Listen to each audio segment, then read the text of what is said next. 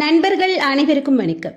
இதிகாசங்களாகிய ராமாயணமும் மகாபாரதமும் உண்மையாவே நடந்ததா இல்ல நம்பிக்கைகளின் கட்டுக்கதைகளா அப்படிங்கிற கான்வர்சேஷன் ஒரு பக்கம் போயிட்டு தான் இருக்கு. எப்படி ராமரால கட்டப்பட்ட சேது பாலம் பல யுகங்கள் தாண்டி அழியாம இருக்குதோ அதே மாதிரி தான் இந்த துவாரகா நகரமும் கடலுக்குள்ள இருக்கிறதும் உண்மை.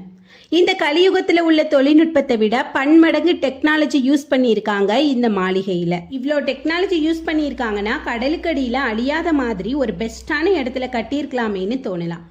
இந்த ஊர்ல அதாவது துவாரகா நகரத்துல 9 லட்சத்துக்கும் அதிகமான மாளிகைகள் மட்டுமே இருந்திருக்கு. அப்படிப்பட்ட மாபெரும் மாட மாளிகைகள் கொண்ட ஒரு பிரம்மாண்டமான ஊரையே உருவாக்கி இருக்கிறாரு கிருஷ்ணர். அப்படிப்பட்ட ஒரு துவாரகா நகரத்தை அவர் யாருக்காக பயந்து கட்டினாரு? அப்படி கிருஷ்ணரால கட்டப்பட்ட நகரம் அழிய யார் காரணம்?